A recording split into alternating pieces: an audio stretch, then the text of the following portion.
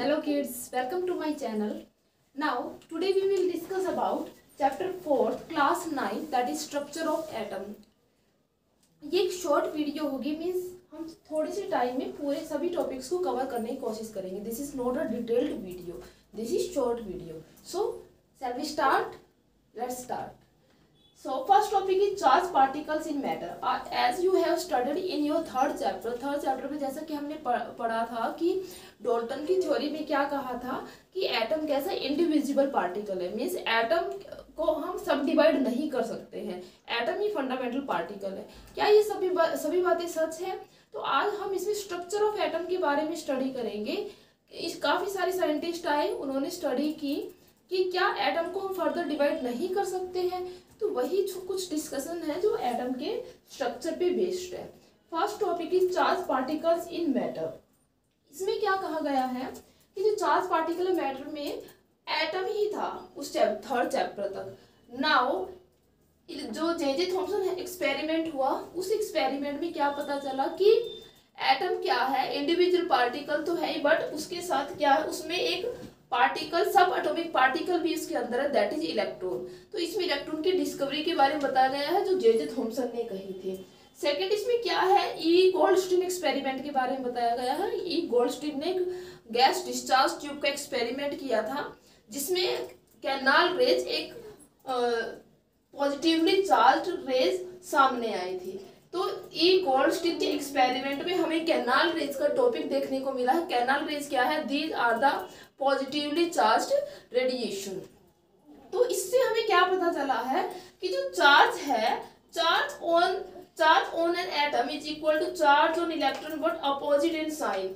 Means atom नहीं, जो charge, जो कैनाल रेज पे जो चार्ज मिला है, जो इस एक्सपेरिमेंट में किया गया, ई गोल्डस्टीन का जो एक्सपेरिमेंट किया था, जो उसमें कैनाल रेज जो हमें मिली है, उसमें जो चार्ज पार्टिकल मिले उन पर चार्ज तो कितना है, इलेक्ट्रॉन जितना ही है, बट साइन कैसा है, उसका ऑपोजिट है. तो उसको क्या नाम दिया गया? प्रोटॉन. तो प्रोटॉन की डिस्कवरी बेटा किसने की है? गोल्डस्टीन ने की है. चार्ज कितना है? सेम इलेक्ट्रॉन जितना है, बट ऑपोजिट इन साइन है, मीन्स प्लस है, पॉजिटिव साइन है प्रोटॉन पर. और मास कितना है? 2000 times of mass of electron. ठीक है, तो हमें यहाँ से क्या पता चला है, एक इलेक्ट्रॉन और दूसरा प्रोटॉन के बारे में स्टडी की है. तो इलेक्ट्रॉन एंड प्रोटॉन हमें charge particle in matter means हमारे फर्स्ट टॉपिक में ये दो सब एटॉमिक पार्टिकल डिस्कवर हुए हैं. अब देखो the structure of atom. Structure of atom में हम क्या डिस्क्राइब करेंगे, कुछ साइंटिस्ट उन्होंने अपनी अपनी थ्योरी दी. जैसे पीछे डॉल्टन ने अपनी थ्योरी दी थी कि एटम इंडिविजुअल पार्टिकल है, लेकिन यहाँ से प्रूव हुआ कि एटम को तो हम डिवाइड कर सकते हैं. इलेक्ट्रॉन प्रोटॉन तो निकल कर आ गए हैं. अब कुछ एक साइंटिस्ट हुए जिन्होंने अपने अपनी थ्योरी दी है एटम के मॉडल के बारे में. तो फर्स्ट थ्योरी जो है जे थॉमसन ने दी, means Thomson model of atom. After that Rutherford ने कुछ चेंजेस करके इस थ्योरी में उसने अपने कुछ पॉइंट्स दिए, और लास्ट में क्या है, नील बोहर ने अपने पॉइंट दिए. तो हम इन तीनों को साथ ही डिस्कस करेंगे. थॉमसन मॉडल ऑफ एटम ने क्या कहा, तो जे थॉमसन ने क्या कहा, एटम को कैसे कंसीडर किया, एक वाटरमेलन की तरह कंसीडर किया. वाटरमेलन देखा, तरबूज जैसे क्या होगा, तरबूज में वाटरमेलन में जो रेड पार्ट होगा उसको क्या कंसीडर किया उसने, पॉजिटिव चार्ज. और जो उसमें सीड्स एम्बेडेड है, जगह जगह जो सीड्स उसमें गिरे हुए हैं उनको क्या उसने कंसीडर किया, इलेक्ट्रॉन कंसीडर किया. तो इलेक्ट्रॉन और पॉजिटिव चार्ज मीन्स इलेक्ट्रॉन और प्रोटॉन दोनों हो गए. और उसने एटम को क्या कंसीडर किया, एज अ होल कैसा माना गया, इलेक्ट्रिकली न्यूट्रल माना गया. ये जे थॉमसन की थ्योरी थी, बट ये इसके कुछ पॉइंट्स थे, कुछ ड्रॉबैक्स थी कि ये एटम के बारे में, एटम के स्टेबिलिटी के बारे में अच्छे से एक्सप्लेन नहीं कर पाया. इन्हीं पॉइंट्स को देखते हुए रदरफोर्ड ने अपनी थ्योरी दी एटम के स्ट्रक्चर को एक्सप्लेन करने के लिए. उसने क्या एक्सपेरिमेंट किया, एक रेडियम की सब्सटेंस ले लिया, मीन्स इसने हीलियम पार्टिकल, या जिसको क्या बोलेंगे, अल्फा पार्टिकल्स. अल्फा पार्टिकल क्या होते हैं, हीलियम पार्टिकल होंगे जिन पर मास नंबर 4 यूनिफाइड और एटॉमिक नंबर 2 होगा. ठीक है, तो हीलियम पार्टिकल को की स्ट्राइक की, क्या रिफ्लेक्ट किया इसने, मीन्स इस एक्सपेरिमेंट में इसने क्या लिया, एक गोल्ड फॉइल की स्क्रीन ली और एक radio active particle means helium particle को इसके साथ स्ट्राइक किया गया, इसके सामने रखकर. तो क्या ऑब्जर्वेशंस निकली कि कुछ पार्टिकल स्ट्राइक करके स्मॉल एंगल पर डिफ्लेक्ट हो गए, कुछ पार्टिकल गोल्ड फॉइल के सब एटॉमिक पार्टिकल से टकराकर स्मॉल एंगल से डिफ्लेक्ट हो गए।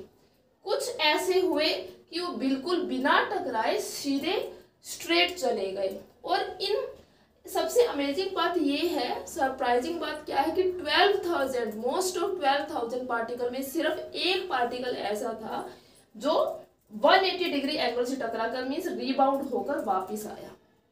तो इस एक्सपेरिमेंट को करने के बाद रदरफोर्ड ने क्या रिजल्ट निकाला, क्या कंक्लूजन दिया, वो कंक्लूजन मैं आपको इन शॉर्ट एक बार बता देती हूँ कि इन एक्सपेरिमेंट से ये पता चला कि most of space inside atom is empty.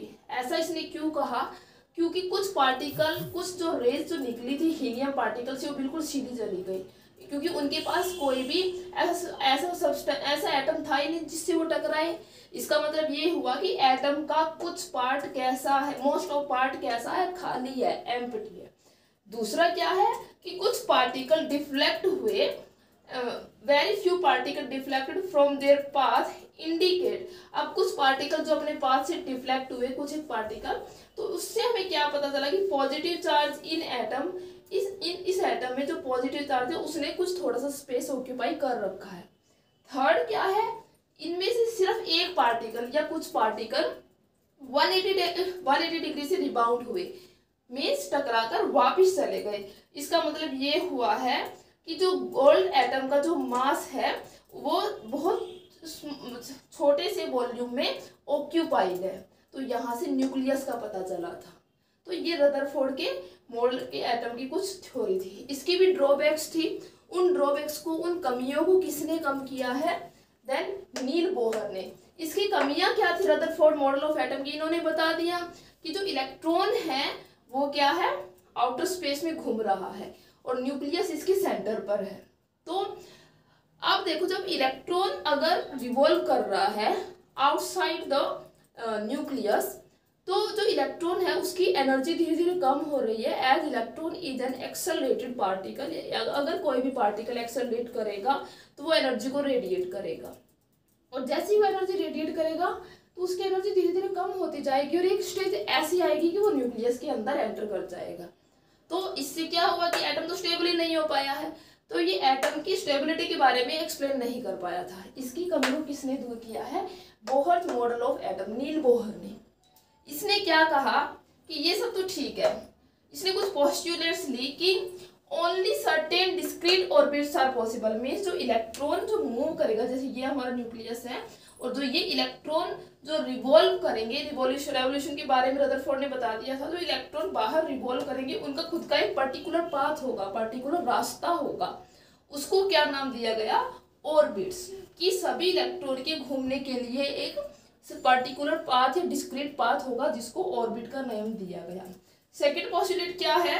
While revolving electron in discrete path, जब इन ऑर्बिट में इलेक्ट्रॉन रिवॉल्व करेगा तो इलेक्ट्रॉन एनर्जी को रेडिएट नहीं करेगा।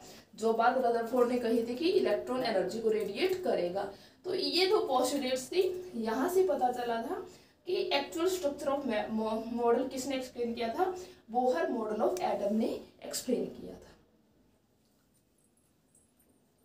नाउ नेक्स्ट टॉपिक जो होगा हमारा, ये हमारे तीनों मॉडल ऑफ एटम हो गए हैं। अगर कोई भी क्वेश्चन 3 मॉडल ऑफ एटम पर आ जाए तो हम इन्हीं तीनों टॉपिक को एक्सप्लेन कर देंगे। और बेस्ट मॉडल कौन सा है इसमें से, किसको हम फॉलो करते आ रहे हैं अब तक?